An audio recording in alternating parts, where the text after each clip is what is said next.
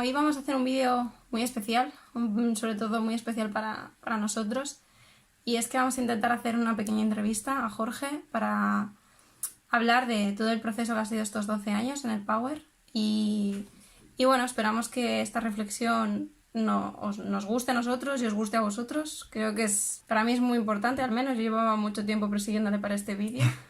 Así que nada, esperamos que os guste.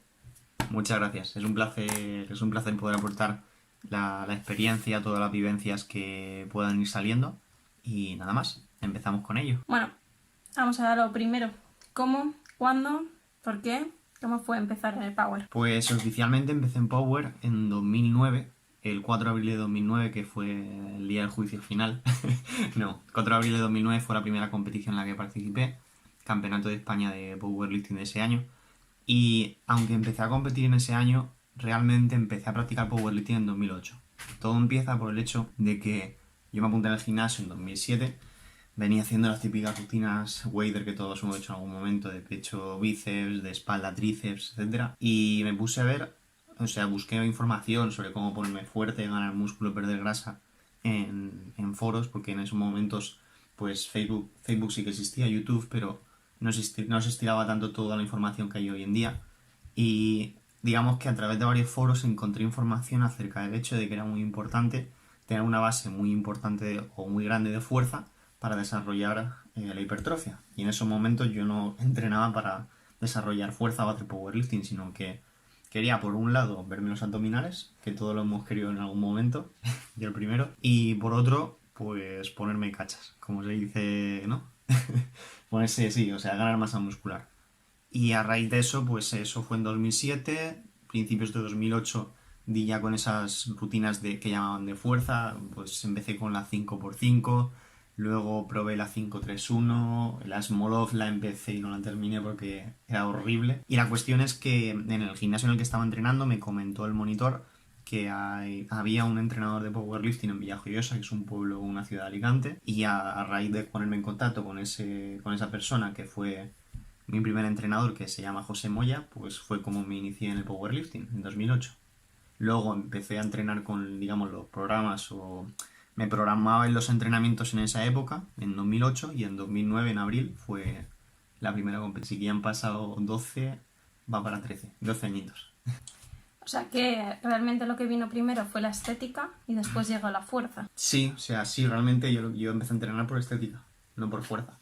Empecé a entrenar porque ya esto ya lo he comentado en una entrevista más. A mí me gustaban muchísimo los videojuegos cuando era adolescente y quería una actividad en mi día a día que fuera tan objetiva como el hecho de que tú tienes un personaje al que mejoras y en el que si tú, digamos, que le dedicas X horas a un videojuego, que luego eso se mantuviera al terminar el videojuego, que no fuera en plan, me pego la bici al padre, al GTA, por ejemplo, al GTA San Andreas era un videojuego que me inspiró bastante, porque el personaje, claro, hacía pesas ahí en el gimnasio del barrio y se ponía mazado, pero luego digo, hostia, he estado yo aquí toda la tarde, pero yo sigo igual.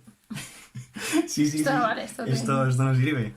Y quería algo, y no tenía ni idea en ese momento de qué, que me permitiera echarle horas en la vida real y que yo viera un efecto en mi cuerpo en general. No sabía muy bien qué quería.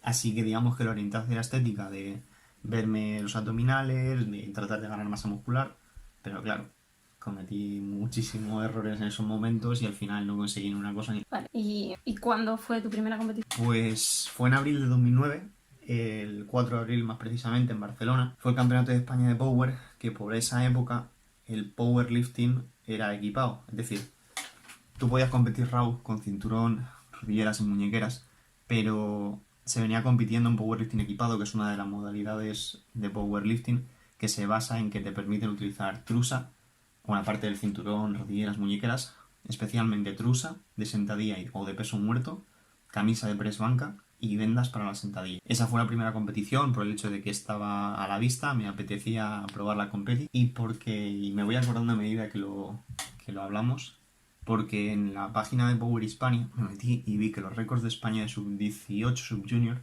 era 160 o 155 sentadillas. Y dije, hostia, yo creo que puedo hacerlo. No sé, me hacía ilusión, ¿sabes? Ver ahí En plan, en la parte de récords, Jorge Pérez Córdoba, récords de España, ¿sabes? La O típica sea, que que se- realmente empezaste en Power para batir un récord de España. Empecé a competir en Power, por eso. Si no, no sé si habría empezado. Sí, o sea, si habría empezado a competir. Es decir, quería competir no porque tuviera la idea preconcebida de querer competir desde que empecé a entrenar, porque empecé por estética, Sí. pero una vez que vi eso en la página web de Power Hispania fue como, oye, pues yo me veo para hacer este récord, no sé, no lo veo tan alto, ¿no? O sea, sí es una marca ya alta, pero ahora como es obvio las marcas han subido mucho, pero en ese momento, como no había un número elevado de participantes o competidores, yo dije, hostia, pues ¿por qué no participar? Y bueno, pues por eso empecé a competir. ¿Y cómo te enteraste de que había competición? Pues me enteré porque uno de mis mejores amigos, que se llama Valentín, competía en una asociación que también existe actualmente, que se llama Profide, que organiza campeonatos de pre-banca por repeticiones.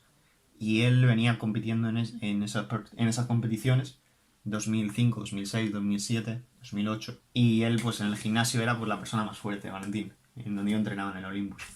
Y para mí siempre pues era como la referencia, ¿no? Me acuerdo una vez que le vi hacer sentadilla, ojo, no press banca en este caso, sentadilla con 180 kilos en la multipower y no bajaba. O sea, en plan de que se quedaba para el. Yo flipaba y decía, hostia, este tío puede levantar el jodido edificio. Sí, de verdad, o sea, yo flipaba. Y no sé, o sea, ese tipo de hazañas de fuerza, luego en press banca, una bestia en press banca, igual se hacía 25 o 30 repeticiones y decía, hostia, si no me puedo hacer yo ni una, ni con 90 kilos por esa época.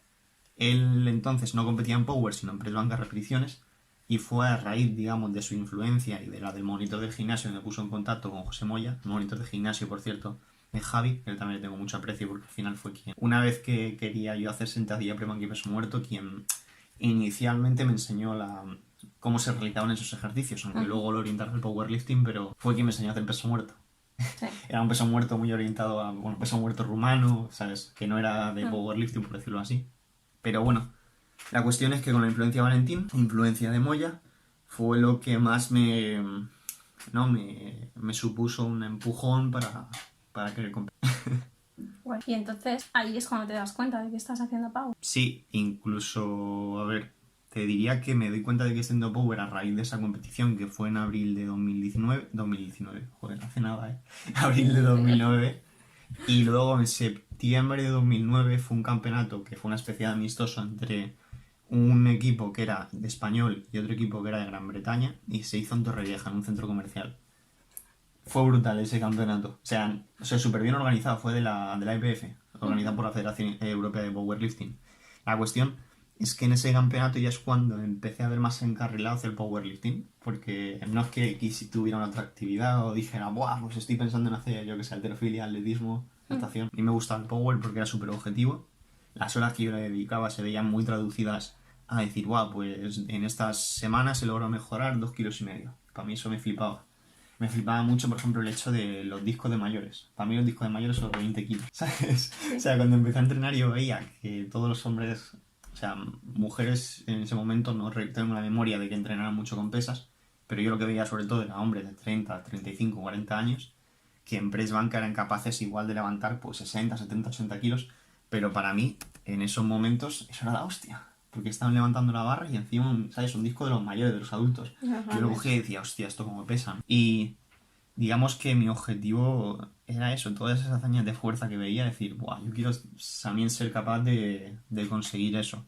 Y en el momento en el que me di cuenta de que hacía power es cuando mi objetivo era, se convirtió de toda esa estética inicial que yo quería conseguir, que me di cuenta de que no fuera realizable, pero conllevaba un sacrificio, que no me hacía tan feliz o digamos que no disponía de los conocimientos suficientes para lograrlo o que por la influencia de los foros o de las revistas me estaba fijando ideales estéticos que eran irrealistas y que iban a acabar con mi salud, mi objetivo pasó a ganar fuerza. Y como había competido ya 2 veces en powerlifting en abril y en septiembre, dije, pues oye, Pues me quedo en esto. me quedo en esto. Me quedo en esto porque veo que mejoro en ello. Mi físico sí sigue siendo similar, o sea, no he tenido un cambiazo, o sea, igual sí, en 10 años lo veo. O sea, si yo me viera ahora sin camiseta hace 10 años y ahora, vería el cambio, pero de año a año no veía cambios sustanciales como los que veía a veces en los foros o en las revistas. Pero fue eso quizás el mayor empujón, ¿no? Todas esas influencias de ver hazañas de fuerza, luego de ver, por ejemplo, en YouTube vídeos. Hay unos vídeos muy chulos que recomiendo que los vea quien esté escuchando, lo que son de 2008 y 2009, que se llaman Strength Fit Compilation, compilación de hazañas de fuerza.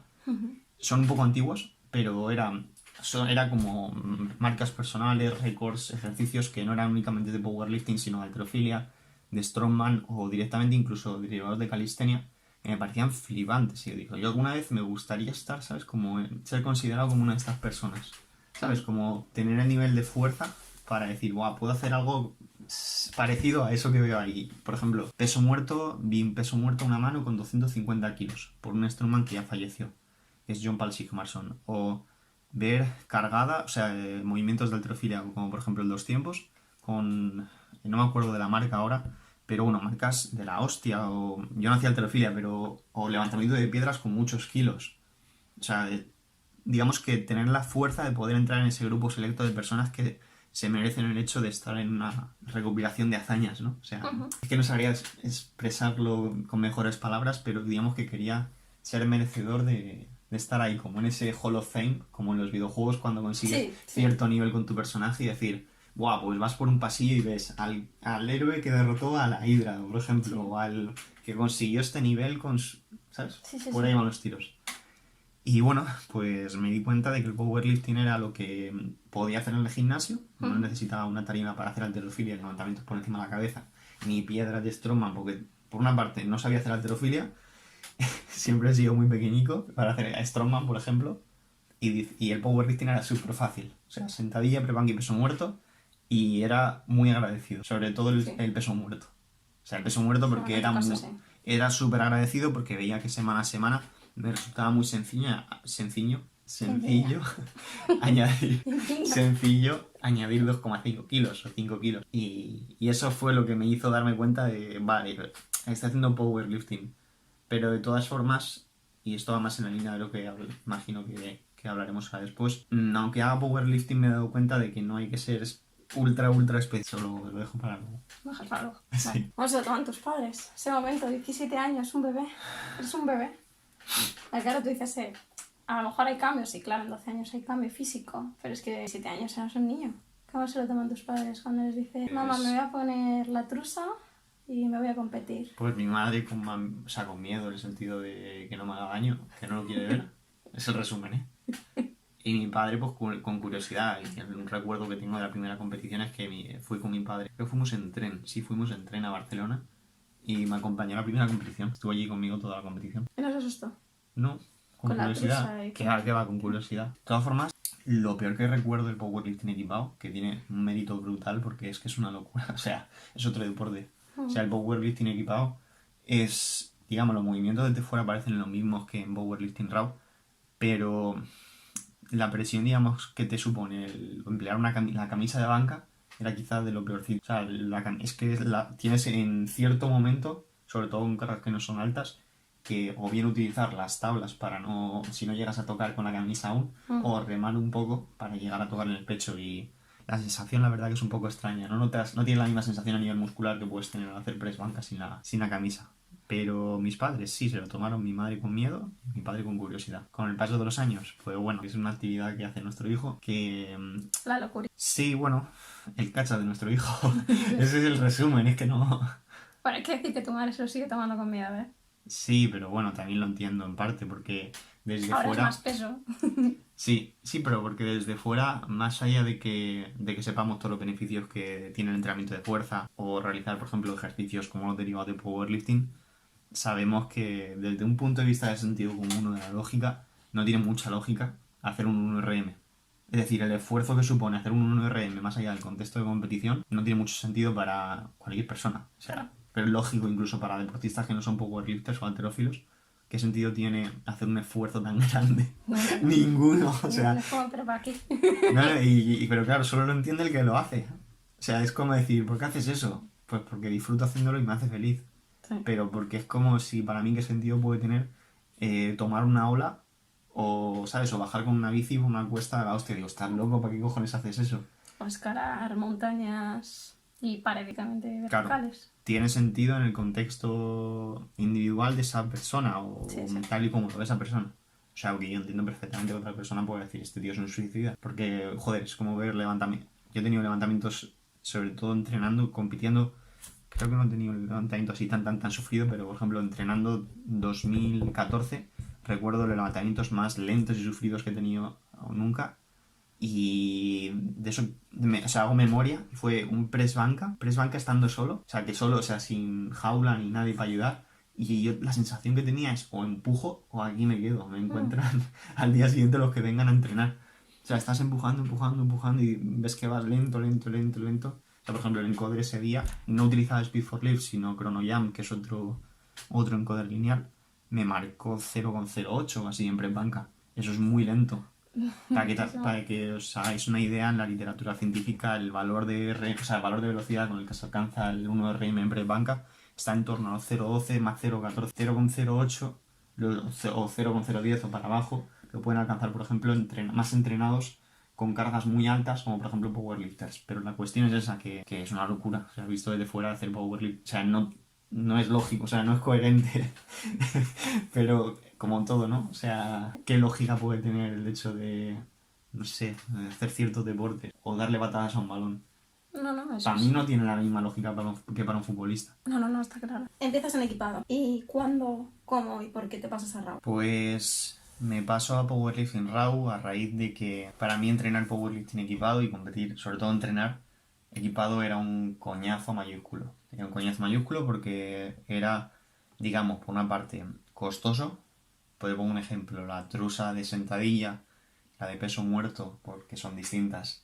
La camisa de press banca rondaba cada uno de esos objetos unos 100, 110, 120 euros en función de si era de mayor o menor calidad o daba mayor o menor soporte. Y luego aparte de eso estaban las vendas que costaban otros 30, 40 euros. Pero incluso más que ese motivo económico, que era importante porque al final te podías montar en unos 300, 400 euros de gasto, lo que más me resultaba determinante para dejar resultó más determinante para dejar el powerlifting equipado fueron dos motivos adicionales. Por una parte, que yo sentía, sobre todo a partir de esas dos competiciones de 2009, Campeonato de España de abril, campeonato amistoso con Gran Bretaña, sí, con Inglaterra, o sea, con Gran Bretaña en septiembre, Campeonato de España del año que viene, en 2010, el año siguiente, en 2010, también fue equipado. Y yo después de ese campeonato, en el que aproximadamente, igual me equivoco un poco en sentadilla, especialmente que no me acuerdo, creo que hice 210 o 215 en sentadilla, en press banca sobre los 115 o 110, y en peso muerto sí que me acuerdo que fueron 235 o 230 o 232 y medio. La cuestión es que después de ese campeonato, lo que pensé fue, buah, vale, en sentadilla y press banca he mejorado, pero ¿hasta qué punto soy yo fuerte y hasta qué punto o en qué medida me está el material, la ropa, ayudando, levantando por mí? Eso sumado a que decía, hostias, que para entrenar me tiro 3 horas o 4 horas y encima tengo que llamar a uno de mis mejores amigos, a Valentín, del que he hablado antes, para que me eche una mano en press banca para ponerme la camisa y luego que me eche un ojo, porque claro, en lo de la camisa, para quien nos esté escuchando o viendo, es una camisa que está súper apretada y para que nos hagamos una idea, si nuestro brazo es esto, la camisa tiene ese tamaño justo para que te quepa y la forma en la que nos poníamos la camisa era con bolsas y con talco para que pasara mejor las mangas. Es decir, poníamos, digamos que el puño pasaba por la bolsa, por la parte inferior, luego las asas pasaban a la altura del codo y luego lo que hacíamos era que el propio plástico de la bolsa hacía como de superficie deslizante para que pasaran las mangas. Una vez que habían entrado las dos mangas unos 3-4 dedos por encima de los codos, es cuando ya metíamos la cabeza y con ayuda de alguien la ibas bajando. Pero claro, la camisa se te podía quedar muy arriba o podía quedar muy abajo la manga, o sea, tenía que quedar justamente la manga a cierta. Y eso fue lo que más, lo que más me ayudó, digamos, lo que me empujó, ¿no?, a pasarme al RAW. Y luego, como es obvio que se venían realizando campeonatos de España o nacionales de powerlifting que no eran equipados y por otra parte RAW. Es decir, desde que surge el powerlifting aquí en España y se hace el primer campeonato que se considera de España en el año 79, se ha ido permitiendo el uso de material soportivo que, como es obvio, ha ido evolucionando. Al principio las trusas, las camisas, las vendas no eran las mismas que las que hay hoy en día, pero a partir de 2010 o 2011, no recuerdo exactamente la fecha, se realiza el primer campeonato de España de powerlifting RAW y ese creo que fue en 2011, porque en 2010 me suena que se hizo en Madrid a finales de año, en Siderópolis, que era un gimnasio de Madrid. Se hizo un Open que era nacional, pero no llegaba a ser campeonato de España. Y en ese campeonato de España de powerlifting RAW de 2011 solamente se permitía cinturón, rodilleras y muñequeras. Y para mí las sensaciones en esa competición en comparación con las otras fueron muy distintas. O sea, notaba muchísimo más trabajo muscular, que no es que no existiera el trabajo muscular con la camisa, Pero con la las trusa, con las sensaciones vendas, eran distintas. pero la sensación era de, hostia, ahora estoy tirando de mi motor propio. Antes también, pero antes las sensaciones eran mucho más difusas, porque, por ejemplo, en press banca la sensación cuando utilizas camisa es de si puedes levantar de 1 RM aproximadamente ese día 100 kilos, con la camisa le estás poniendo 110 o 120 en las manos. O sea, la sensación no es muy agradable. Y cuando estás empujando, o cuando realizas una serie en ejercicio, por ejemplo, el press banca, no notas o no percibes, digamos, tanto trabajo muscular como si hubieras realizado ese ejercicio sin ese material, por lo que las sensaciones son un poco más difusas. Y sobre todo eso, que a nivel de seguridad, claro, necesitas a alguien que te eche un vistazo. En press banca especialmente y en sentadilla también. Pues sentadilla entre la trusa y las vendas.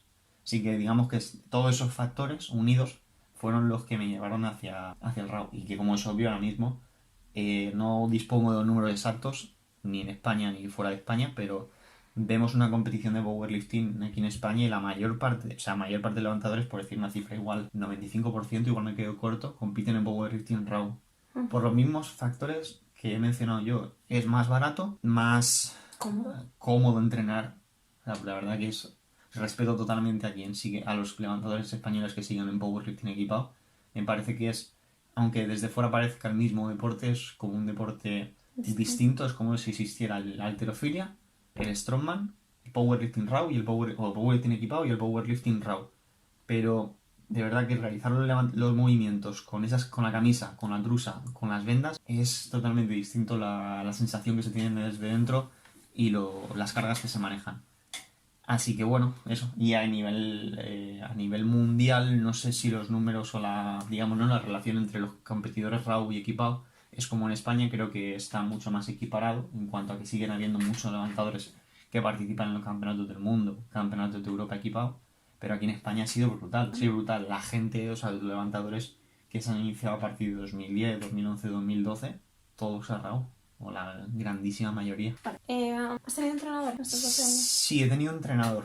He tenido entrenador, José Moya, que de Villajoyosa, fue mi primer entrenador y la experiencia con él fue muy buena. Lo que sucede es que soy una persona que se hace muchas preguntas y cuando tú tienes un entrenador deberías puedes hacer alguna pregunta para orientar un poco el proceso y para que no te genere tanta incertidumbre lo que estás realizando. Pero si tú realizas o preguntas demasiado, puede, digamos, que eso transformarse en una falta de confianza hacia lo que estás realizando, me explico. Si tú eres mi entrenadora y yo soy tu entrenador, tengo que tener confianza ciega en lo que tú me estás programando, lo que tú me estás pidiendo que haga. Porque si yo me empiezo a hacer preguntas sobre por qué realizamos 3 series en vez de 4, o este ejercicio en vez del otro, ya tengo dudas. Ya no voy a los entrenamientos con una fe ciega en que lo que tú has programado es lo que yo necesito, es la dosis de ejercicio o de entrenamiento que yo necesito para lograr mis objetivos.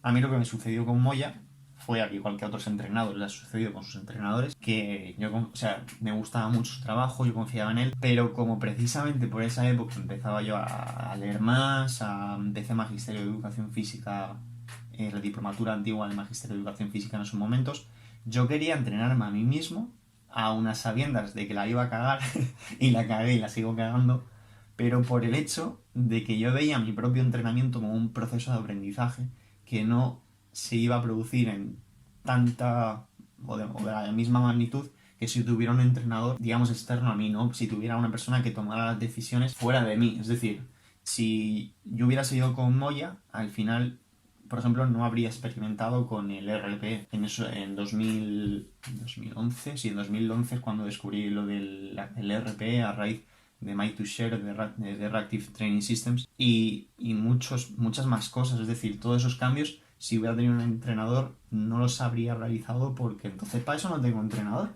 Ah, claro. Claro, o sea... El F. Claro, sí, o sea, una de las cosas que probé 2013, 2014... No, 2014 ya se me fueron los pájaros de la cabeza.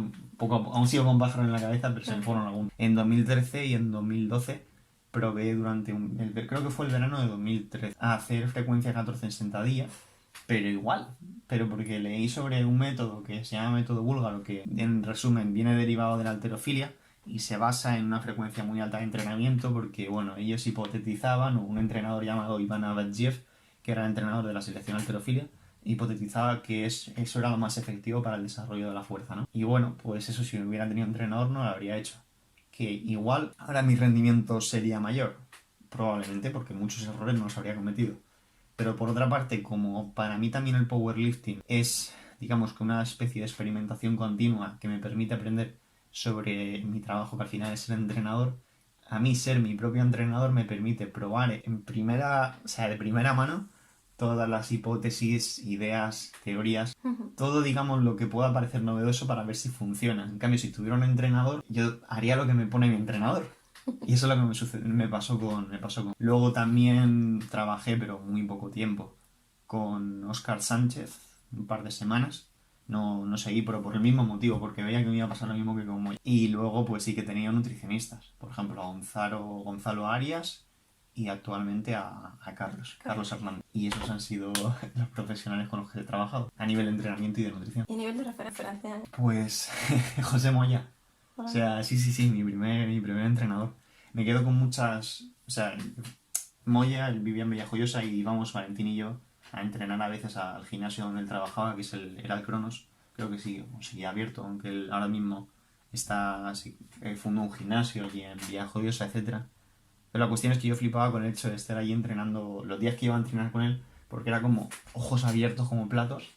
Aparte que me parecía, y me sigue pareciendo, una persona que sabe muchísimo, que su caso, por ejemplo, no es graduado en ciencias del deporte. Él, si mal no recuerdo, hizo hace un par de años ya se sacó el grado de nutrición, porque él viene del mundo más del culturismo que del powerlifting. O sea, ha hecho powerlifting muchísimos años, repito, pero digamos que está muy influenciado por el culturismo y decidió estudiar el grado de nutrición, pero más allá de eso, digamos que considero que era la persona que me ha enseñado a entrenar, porque yo cada vez que iba con Valentín allí a entrenar al Cronos, a Villajoyosa, era como ojos como platos para tratar de captar toda la información pero ya no solo lo que me decían, sino a nivel de lenguaje no verbal, cómo se comunicaba él porque él cuando nos atendía estaba trabajando de monitor, cómo se comunicaba con los demás para explicar un ejercicio, o no sé, todo, ¿sabes? Era como un ambiente, y la referencia principal que tenía era él.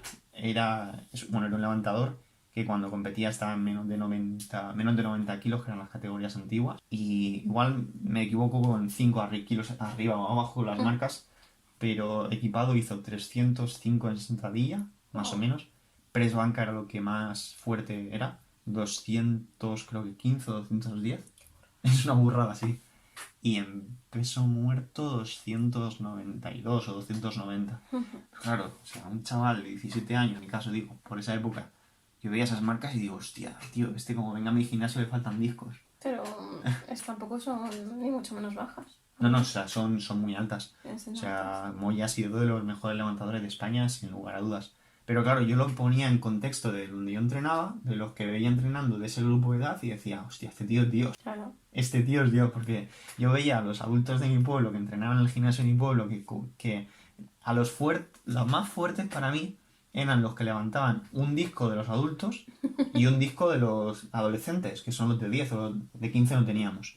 Luego estaban los discos de los niños, que eran los de 5, y los de los bebés, que son 2,5. Yo lo veía así. Total, que para mí eran fuertes los que levantaban 80 kilos. Que realmente eran 75 porque la barra era de 15 y lo descubrí luego. O sea que eran menos fuertes de lo que yo creía. Total, los que levantaban 20 y 10 con la barra de 15, 75, eran súper fuertes. Pero yo veía luego este tío, claro, 215 en banca, haciendo la traducción, son 4 discos de los de adultos de 20, un disco de los adolescentes de 10, un disco de 5, que era de los niños, y ya los 215 sería el de bebé. O sea, es como 4 de los grandes, uno de los medios, uno de los pequeños y uno muy pequeñito. Y luego en peso muerto ni te digo, 7 de los grandes. Digo, venga, hasta luego, Lucas, si es que no hay tantos discos en el gimnasio. Si hay gente en prensa que en el gimnasio igual se ponían 3 por lado, 4 de los adultos y de los de 20 y flipaban. O sea, en plan de, guau, me siento aquí Hulk. Y bueno, pues yo lo veía como el referente máximo. Eso a nivel nacional por esa época. Luego también, pues, algunos levantadores que yo veía que digo, hostia, qué fuertes son, pero para mí Moya, digamos que fue mi referente y sigue siendo un referente también a nivel de comportamiento. Con otros levantadores me ha parecido siempre una persona de la que he hablado de él alguna vez en redes sociales, me ha parecido siempre una persona que a nivel de como de conducta o de comportamiento, me parece una persona con mucho honor, por decirlo así.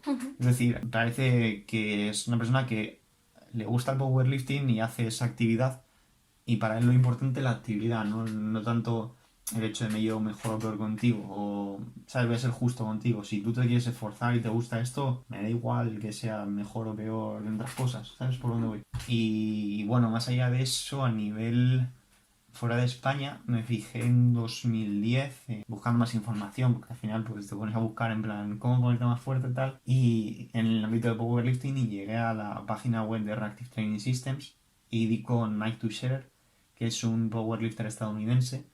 Y el bagaje de Mike es curioso porque él trabajaba en las fuerzas, creo que fuerzas aéreas de Estados Unidos. Igual estoy equivocado, pero la cuestión es que él se dedicaba, según comenta, igual me equivoco en algún dato, pero es a grosso modo, él se dedicaba a ser quien entrenaba a los digamos, de su trabajo en tema este de las fuerzas aéreas.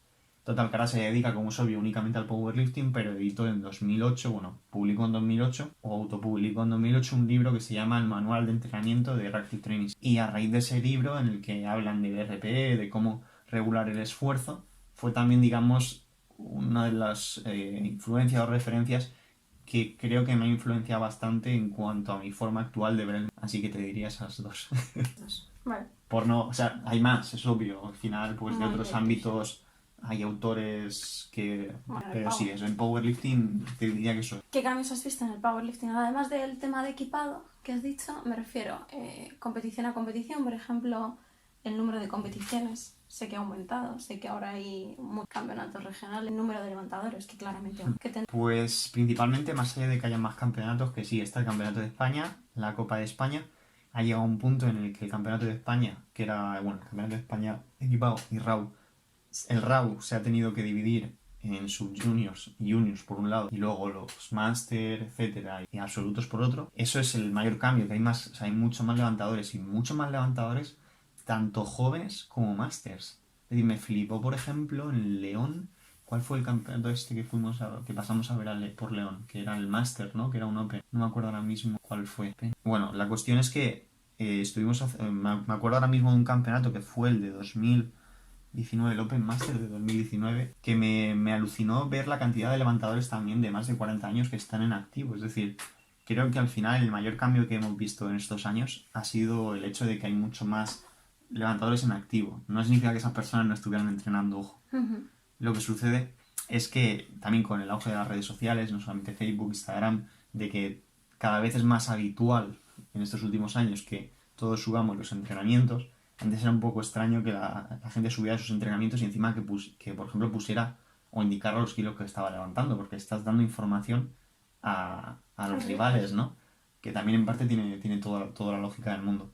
Pero ahora entras a Instagram y como nos seguimos un poco todos los del mismo ámbito, es muy fácil que veas a fulanito, fulanita que está haciendo sentadilla, prebanco, peso muerto.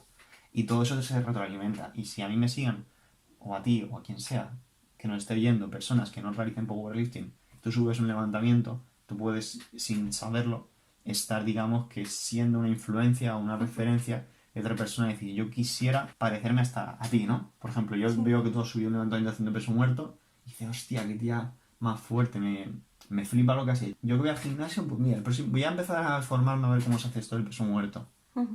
Ya tenemos una persona que seguramente le interese lo que es el powerlifting, que si ve que se divierte haciéndolo y que va mejorando, seguramente termine compitiendo. Y ya ha entrado. O sea, esto parece un poco secta lo que digo, pero creo que lo que más nos ayuda a crecer es el hecho de cómo todos en cierta medida estamos siendo una referencia para futuros levantadores y levantadoras. A mí me pasó, o sea, me pasó el hecho de no era powerlifter, era culturista, aunque también había hecho sus pinitos en powerlifting y en strongman. Franco Columbu era el compañero de entrenamiento de powerlifting de Arnold Schwarzenegger. Y hay una foto en la que están haciendo peso muerto en una competición. Es un hombre italiano.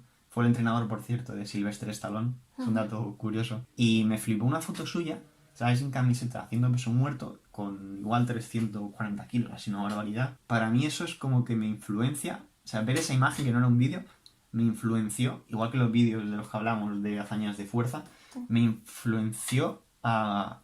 Yo quiero parecerme a esta persona. sea, yo quiero conseguir algo similar a él, estar así de fuerte. Y creo que con todo el auge de redes sociales, vídeos, imágenes, estamos de alguna forma logrando ese efecto que considero que es positivo.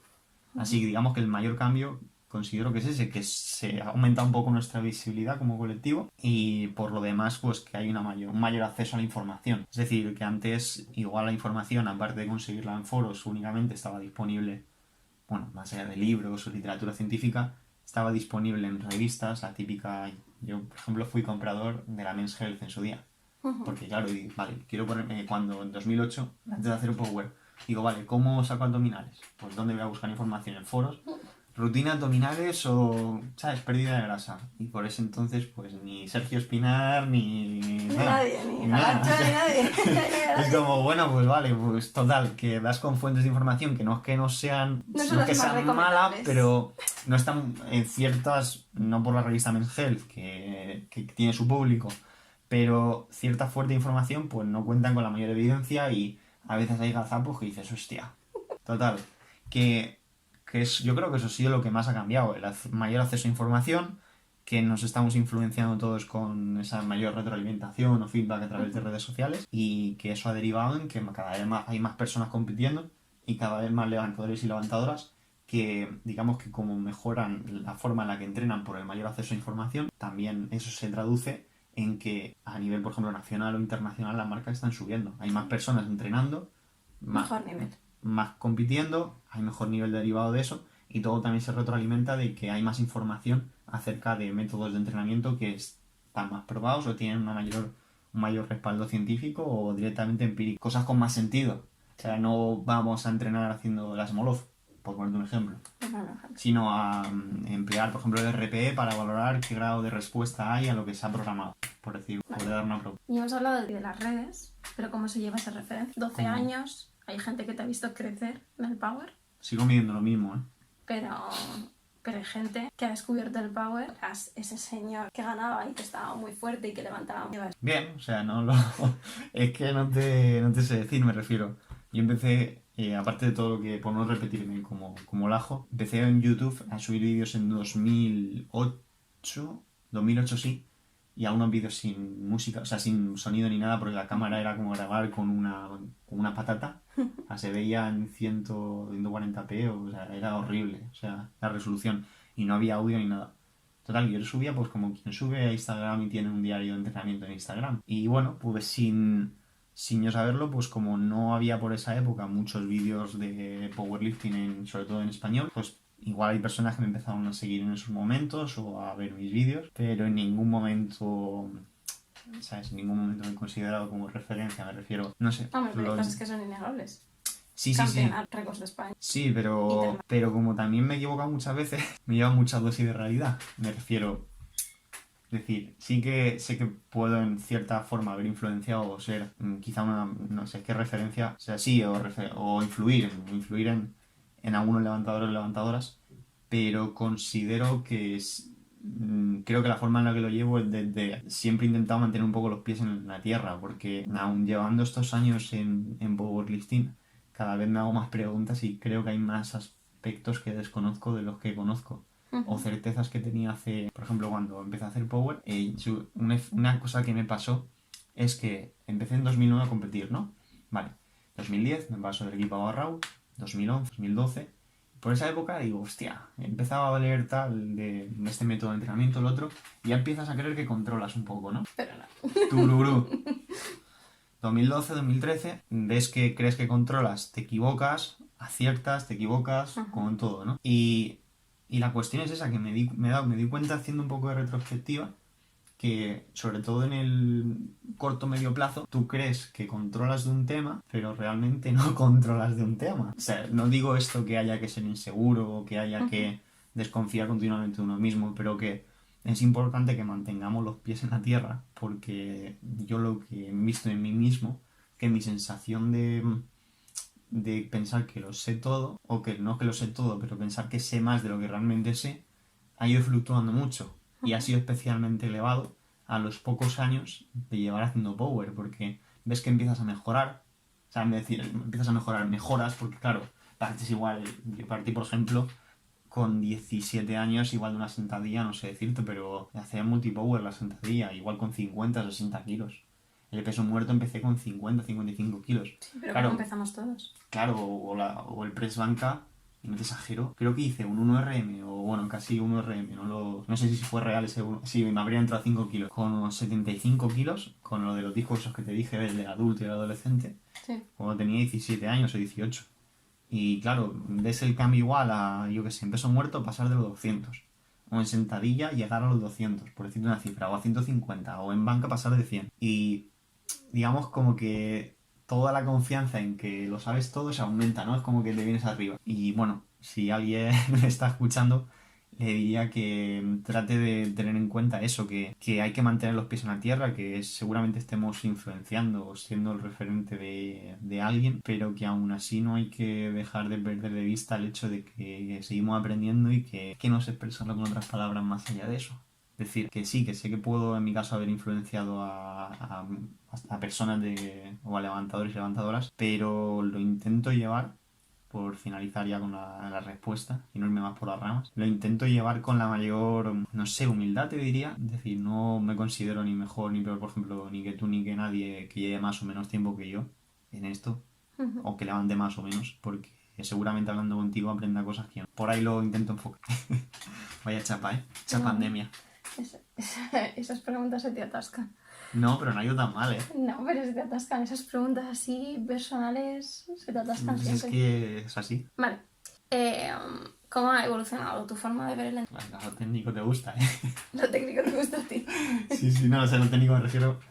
A ver, mi forma de ver el entrenamiento ha evolucionado desde el hecho de que cuando empecé a trabajar o me empezó a entrenar Moya, la forma en la que programaba los entrenamientos era siguiendo un modelo, bueno, me veo lo teórico, pero voy a ser menos técnico, ¿vale? Me programaba todos los entrenamientos para la competición, en función de ciertos porcentajes de las marcas previas o las marcas objetivo. Por ejemplo, si el RM histórico eran 100 kilos, pues para la semana 1 el 80%, semana 2 75, semana 3 85, para estas series y estas repeticiones y estos ejercicios. Y el cambio lo hacíamos preparación a preparación. Es decir, si eso estaba programado, ese era el plan. O sea, que utilizabas porcentaje del RM histórico Claro, sí. y graduabas. Sí. Y luego pasas al RP.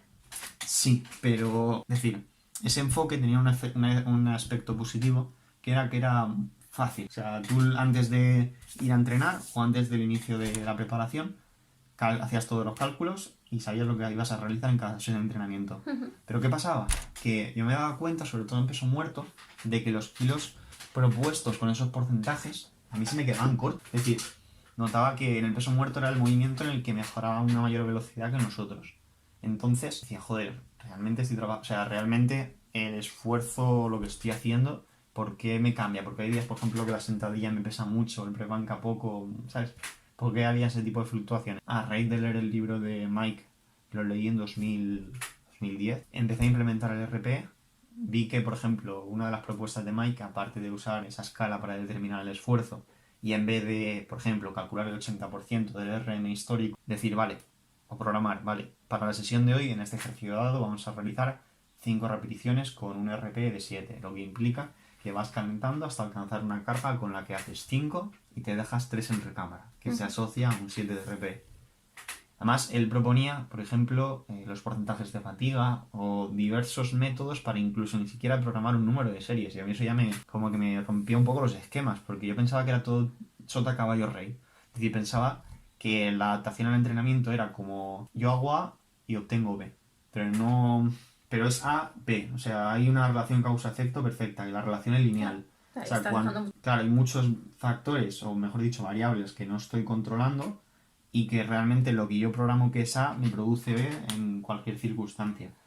Y digamos que más allá de toda la metodología, digamos, más orientada hacia la respuesta o hacia la autorregulación, que le llama así. Es decir, a partir de la lectura de ese libro, digamos que me empecé a interesar más sobre cómo podía autorregular los entrenamientos, cómo me podía regular en función de las sensaciones o diferentes variables para ver, vale, hoy estoy fuerte, pues voy a apretar un poco más, hoy estoy menos fuerte, voy a aflojar un poco más. Y hasta el momento ha sido, digamos, la dinámica que he venido llevando. He tenido épocas, por ejemplo, eso fue en 2011, 2012, 2013, probé, pues eso, a entrenar con mucho volumen, a ver qué pasaba. Me di cuenta de que existía como cierto umbral a partir... No lo controlé porque fallo mío, porque quizás debería haber cuantificado mejor las cargas en esa época y haber dicho, vale, a partir de ciertas series semanales, ahí iba a entrenar en plan para entrenar más y más, a ver qué sucedía. ¿Qué sucedió?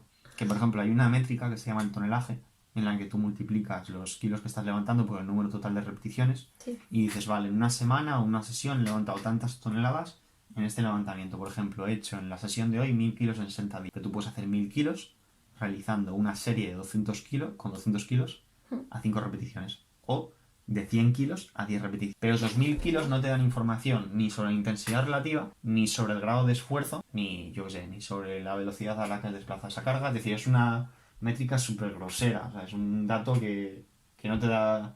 Que no te aporta. No te aporta mucho. Bueno, yo en esa época, en 2000... Eso fue en 2014, me puse a calcular el tonelaje y dije, vale, voy a aumentar el tonelaje hasta que pegue. ¿Qué sucedió? Que en una semana... Igual me equivoco con el valor, lo puedo calcular si en otro momento. Pero juraría que en una semana llegué a hacer, era F6 esa semana, o sea, hice 6 veces por semana sentadilla. Hice un tonelaje creo que de 74 toneladas en toda una semana. Pero ahora verás por qué, porque era todos los días sentadilla y la sesión 1 igual era... 3, igual era un 10 por 4 la sesión 1, o sea, 10 series de 4, sesión 2 igual eran 8 series de 5, o sea, era como que se iba alternando.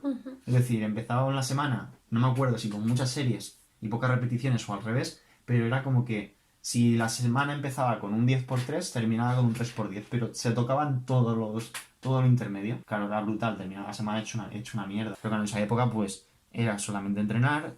Sí que es cierto que estaba terminando magisterio de educación física, si no me falla la memoria. ¿Educación física? No, estaba empezando CAFIT. Es que al final se juntan muchas cosas. Y bueno, probé a entrenar, como he dicho, con mucho volumen. Luego también se me ocurrió, y estos son locuras de cuando entrenaba en la Universidad de Alicante, con Gio, por ejemplo, se me ocurrió, y también lo probé con él, no lo debería haber probado a Gio, porque, o sea, ni él ni yo no lo debería haber hecho tampoco, hacer cada 5 minutos una serie y hacer 2 horas de serie. Por lo que en una sesión, por ejemplo, hicimos un 24x2 o un 25x2, pero claro, eran dobles con un RPE de un 8 más o menos. Madre mía. O sea, eran jodidas. Sí, o sea, claro, y luego terminabas de entrenar, ibas como lento para casa. Claro, digamos que la mayor conclusión que yo saco de esa época, desde el 2012 hasta el 2014-15, es el hecho de que, vale, yo ya había aprendido un poco sobre la autorregulación, pero estaba experimentando en mí mismo porque muchas fuentes de información me daban a entender que el volumen de entrenamiento era una variable que si aumentaba, el rendimiento aumentaba. Aunque hubieran estudios en los que se viera que había cierto umbral, pero yo dije, a ver qué va a suceder con mi cuerpo o con mi rendimiento si aumento el volumen. No me lesioné, pero mi rendimiento no aumentó de forma, digamos que relacionada o de forma lineal con el aumento del volumen. Es decir, no por entrenar más, mejoré más. Entonces, a partir de 2016-2017, ya empecé a trabajar con encoder lineal, que es el ChronoJam que he mencionado antes. Y en esa época ya digamos que mi objetivo pasa de hacer todo lo posible para ver si existe una relación lineal con el rendimiento, a ver si haciendo menos puedo mejorar lo mismo o mejorar más. Y hay momentos en los que he hecho demasiado poco y momentos en los que quizás sí que he acertado y es cuando he mejorado más. Luego también en 2017, más 2018 que 2017, probé una preparación que ha sido hasta el momento en el que mejores resultados he conseguido, pero por el total, más que por un levantamiento individual. Pero también fue una preparación en la que fui bastante agresivo, en el sentido de decir, bueno, voy a probar a entrenar con intensidades relativas muy altas, con grados de esfuerzo o RPs de 8,5 para arriba en todas las sesiones, y con volúmenes de igual de entre 6 y 8 series por sesión. Y sí que me fue muy bien, pero al final ahí sí que me acabé lesionando. Y caí en el error, tuve falsa ciática. Aparte... No fue una lesión. No, pero me refiero que acabé teniendo la fase ciática que me resultaba incapacitante para entrenar. Se juntó con otros factores que también estoy seguro de que influenciaron en que sintiera más dolor, pero la cuestión es que volví a caer en el mismo error de 2012, 2013, 2014. Y desde entonces, desde 2018, final de 2018, estoy intentando dar con la dosis de entrenamiento más adecuada en mi caso para, digamos que es mejorar o mantener o seguir mejorando, pero en ello ando y creo que ya estoy dando con la tecla. Lo que pasa que también en esta última época de mi vida en relación a los entrenamientos cada vez suena excusa, pero que considero que no es excusa porque es una variable moderadora muy importante.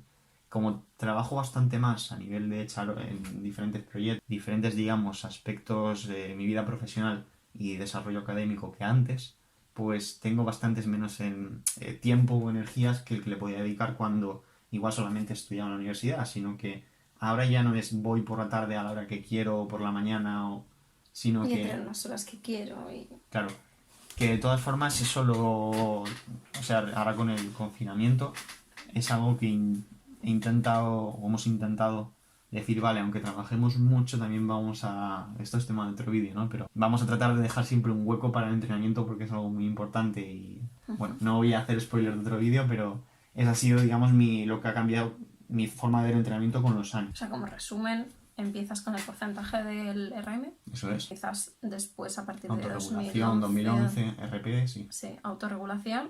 Te pasas una batalla de ver si más es mejor, si menos es mejor.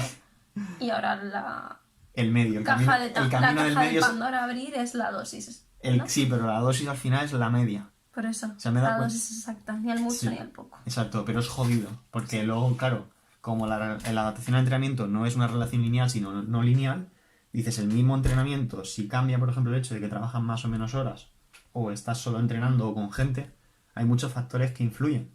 Claro. Y es lo que lo hace más difícil. Y encima cuando eres tu propio entrenador es como una caja de grillos. Ese es el resumen de estos años. Vale, pues pasamos.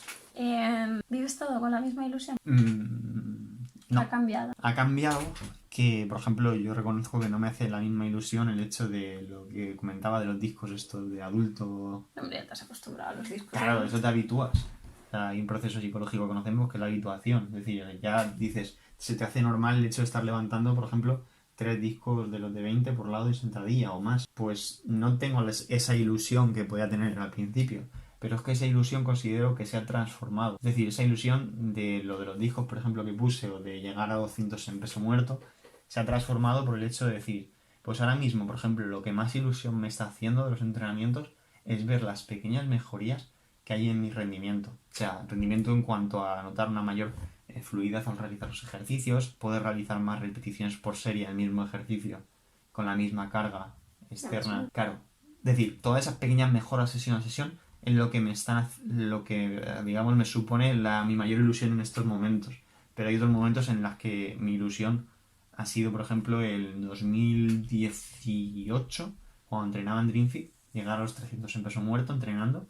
Claro, o sea, la preparación fue súper agresiva, pero bueno, entrenando llegué a levantarlos, compitiendo, me pasé de rosca entrenando y se me pasó el pico de forma para la competición. Pero la cuestión es que mi ilusión ha ido cambiando y me costaría mucho decir si es más o menos cuando empecé a entrenar que ahora, porque ahora también lo veo un poco distinto por todo lo vivido estos años. Pero sí que sigo teniendo ilusión, pero no es la misma. Ya no es tanto valores. Sí, o sea, no ahora... es un número tan redondo. No, pero también te digo que seguramente cuando volvamos a entrenar en el gimnasio, me refiero, es decir, con barra, disco, de normal, creo y considero que sí que esa ilusión de números, lo que tú has dicho, de números redondos, la voy a recuperar. La voy a recuperar porque, bueno, ahora en números redondos, entrenando en casa, pues no bueno... es posible. Sí, o igual, es decir, vale, puedo llegar a ver si puedo hacer en flexiones, por ejemplo, una mano, me gustaría llegar a 30 repeticiones con una mano, o incluso a 50 dentro de un tiempo. Pero no es lo mismo que el power. No es lo mismo que el power. Es decir, en power, por ejemplo, me gustaría llegar a un momento en el que yo me viera capaz de todas las sesiones poder hacer, por ejemplo, imagínate un single @8 con 300 en peso muerto. Claro. Por decirte algo que me haría ilusión. O sea, de ser capaz de meter todo día sí día también, 7 discos de los adultos a la barra en peso muerto. O de llegar en sentadilla, por ejemplo, a los 250. O en press banca de llegar a los 160, que son los 3 discos de 20 y el de 10. Ese tipo de cosas sí, claro que me hacen ilusión. Lo que pasa que la ilusión pues está muy determinada o la motivación que yo pueda tener para conseguir una marca o un objetivo está muy determinado por el contexto. Y en el contexto actual lo que me ilusiona no es lo mismo que me va a ilusionar dentro de un... Pero mi ilusión sí ha ido cambiando, claro que ha ido cambiando. Era más o menos esa, ¿no? ¿Y qué es para ti ser power? ¿Es el power? ¿Supone para ti parte de lo que tú eres? ¿Tu trabajo? ¿Qué es? ¿O qué es para ti ser powerlifter? Complejo, sí, es complejo porque para mí ser powerlifter es que me cuesta definirme en algunos momentos porque mi visión de powerlifter o de para mí que es el powerlifter no es la misma de la tuya. Claro. Esa es la gracia de la pregunta. Para mí ser powerlifter es ser una persona metódica que se fija objetivos. Powerlifting es un deporte muy objetivo. O sea, muy objetivo en cuanto a que se nos mide por lo que podemos levantar en sentadilla, press-banca y peso muerto. Y que más allá me gusta toda la cuestión de experimentar diferentes métodos de entrenamiento, de seguir aprendiendo. Más allá de eso, y esta frase creo que la decía el Tarraco, fíjate, al final del día lo que da o quita la razón en powerlifting es lo que estás levantando en la barra. Es decir, yo puedo, por ejemplo, es un ejemplo, leer un artículo de un estudio experimental en el que se ha visto cierta mejoría en un 1RM realizando 3 series en vez de 2, por ejemplo. Yo lo aplico y veo que en mí no, ¿sabes? Ese efecto positivo sobre el rendimiento en mí no sucede, por el motivo que sea. La cuestión es que, más allá de eso, yo considero que ser powerlifter es ser metódico, tener ganas de seguir aprendiendo y algo muy importante, que a veces yo soy el primero que lo he olvidado, disfrutar del mero hecho de hacer sentadilla, pre-banca y peso muerto y de entrenar. Me refiero no tanto a hacer powerlifting para impresionar a nadie o para conseguir una marca y ya está, sino para mí, por ejemplo, ser powerlifter es una visión que comparto del powerlifting y que me gustaría cuando tenga esa edad, digamos que verme así. Por ejemplo, la que puede tener Rafael López, la que puede tener Alejandro Rodríguez, la pueden tener otros levantadores máster que aunque tengan los años que sean, siguen entrenando y compitiendo. Y a mí me gustaría ser un hombre, un adulto. Me gustaría ser, no sé, cuando vas al gimnasio y ves a un señor que tiene igual 50, 60 años y que sigue entrenando, pero que está fuerte de cojones. ¿Sabes por dónde voy, no? En plan... Yo toda levantaba 200, no, yo a mi edad levanto 200 mientras tú estás con 70 kilos, ¿sabes? Es un ejemplo chorra lo que te voy a decir, pero que mi forma de ver el power es esa, por una parte ser metódico, tener ganas de seguir aprendiendo y el hecho de buscar esa longevidad, ¿no? De centrarse más en el proceso que en el resultado. Pues me preparo a muerte, es como si hubiera dicho, bueno, 2018 la competición esta que te dije, por A o por B esa competición, la preparación es que fue demasiado agresiva, o sea, demasiado, bueno, pero vale, digo, bueno, he conseguido este resultado, ya me olvido del power. Como no voy a superar igual en un año o en dos o cuando sea ese resultado, dejo de competir. Para mí, esa no es mi forma de ver el powerlifting porque considero que es algo que hacemos porque lo disfrutamos. Es como si alguien que hace surf, por poner un ejemplo de otro deporte, dices, bueno, has tomado la mejor ola que has tomado en tu vida en un momento dado, hasta el momento, ojo, y ya lo dejas de hacer. O sea que para yo no lo ti veo así. El power no son ni los récords, copas, ni nada. No, Para ti el power a día. Eso es. Es el entreno y una sensación que quien esté escuchándolo y tú misma sabes y cualquiera que entrene lo sabe, la sensación de fluidez que percibimos cuando hacemos un PR de gordo, ¿sabes? En plan, ya no me refiero a hacer una repe más, que sí, eso dices, hostia, qué guapo, pero cuando sacas ese número redondo o cuando te sale justamente incluso en competiciones en número redondo, dices, hostia, o sea, sientes, y no lo puedo describir de otra forma, sientes que eres invencible o que eres invulnerable, porque te da todo lo demás casi que igual. O sea, es una sensación como de plenitud y de felicidad que es incomparable y que es muy difícil de recrear. Es un momento de fluidez, para mí eso también es una de las cosas que más me gustan del powerlifting, que veo que cuando se consigue ese récord personal, esa marca o ese objetivo, dices, ya no tanto que haya merecido la pena todo, porque en sí todo lo que has hecho era divertido, lo hacías porque te gustaba, pero aún así es como, joder, o sea, es que es indescriptible, es una sensación de eso, de ser invencible, invulnerable, pero no en cuanto a que alguien te vaya a atacar, sino en cuanto a, no sé, Una sensación que parece que estamos aquí hablando de, ¿sabes? Del tarot o de cosas así, pero creo que quien lo haya experimentado sabe a qué me refiero. Vale. ¿Qué has sacrificado durante estos 12 años?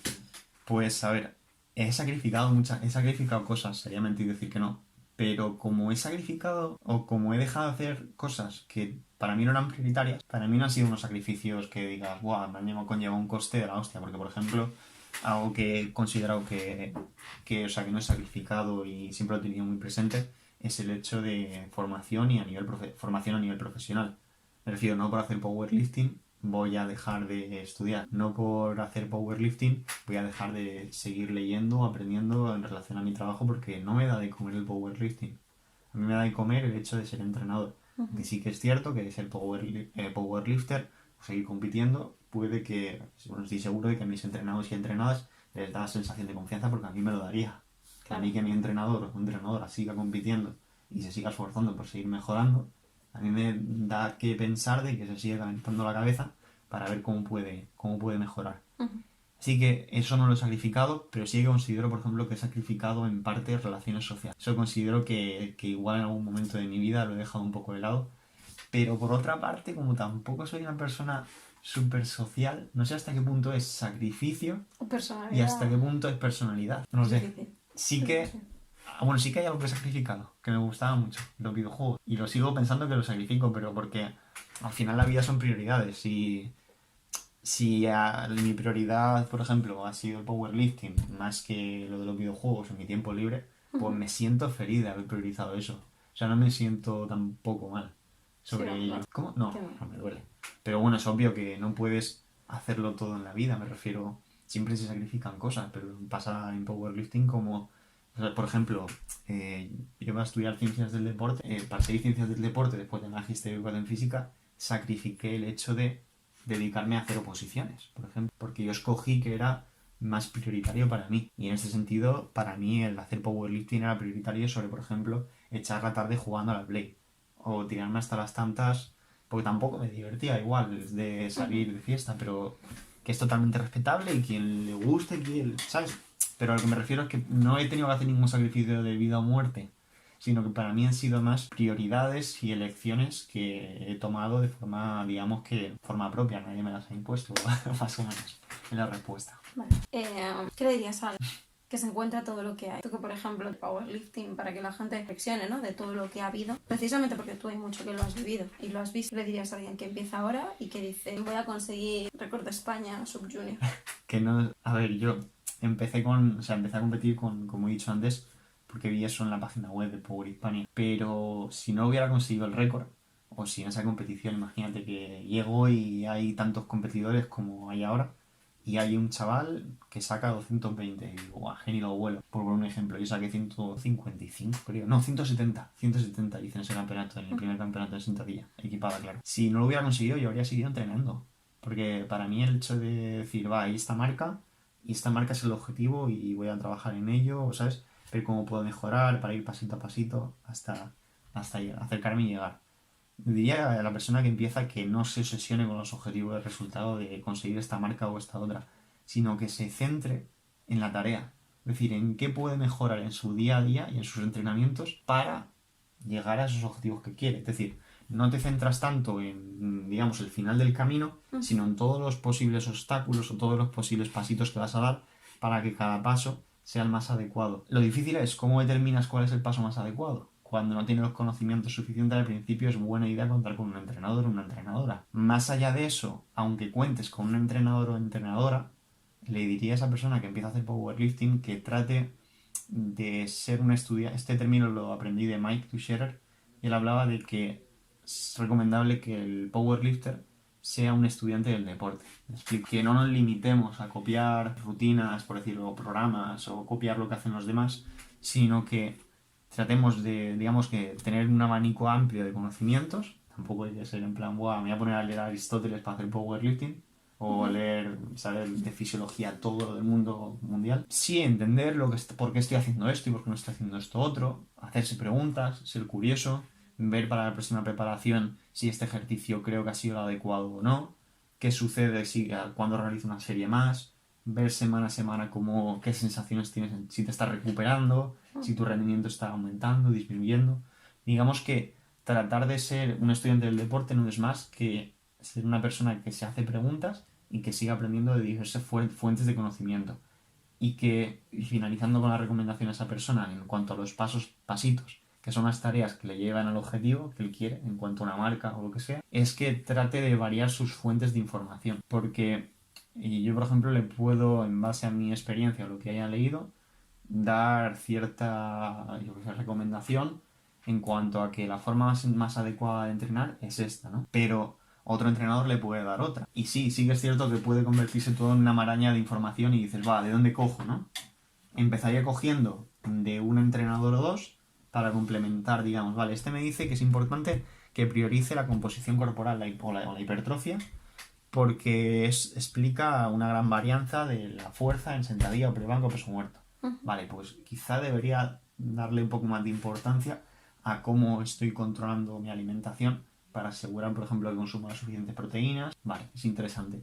Pero este otro entrenador o este autor o esta otra fuente de información, aprendo que es importante que, sobre todo de cara a un test o una competición, sea específico. Es decir, si me van a evaluar en sentadilla en barra baja, pues sería buena idea que quizás ese último ciclo de entrenamiento o esas últimas semanas realice sentadilla en barra baja. Que esto no significa que quizás hayan otros ejercicios que me ayuden a mejorar en sentadilla en barra baja. Pero lo que le quiero decir a quien me esté escuchando o viendo es que al final trate de esos pasos que da complementarlos con distintas fuentes de información, pero que no se quede solo con una, porque yo soy el primero al que me faltan cosas que no sé y a las que otro profesional o otra profesional va a poder complementar, y al final se trata, ¿no?, de ir cogiendo un poco, creo que lo decía Bruce Lee, lo de coge lo que te sea útil y rechaza lo que no te sea de utilidad. Así que más o menos esos serían los consejos. Que sea paciente. Que no sé, yo soy el primero que al final con el entrenamiento sí, a veces aciertas, mejoras, pero muchas otras no aciertas y no mejoras directamente y puedes pensar que se acabó el mundo y que ya voy a dejar de entrenar, me rayo, me como la cabeza, no valgo para esto. Y yo soy el primero que lo he hecho y no, es un error. O sea, hay que intentar ser un poco más racional, tener en cuenta que como tal no existen no respondedores, al menos en la literatura científica hay estudios recientes que apoyan la idea de que no existe la figura del no respondedor, sino que es mucho más adecuado hablar de individuos que tienen una sensibilidad reducida a la intervención actual. Es decir, no porque con lo que hayamos entrenado hasta el momento no mejoremos, significa que no va a mejorar esa persona nunca. Quizá necesitamos aumentar un poco más el volumen, realizar otros ejercicios, incluso retroceder un poco en cuanto a las fases del aprendizaje de los ejercicios. Es decir, quizás esa persona debería activar ciertos músculos más antes de asociar o integrar el patrón de movimiento o el movimiento completo. Así que le diría eso, que no se desespere y que no vea el mundo como que se acaba porque en una preparación no se mejora. Esto se trata de aprendizaje continuo, chapo.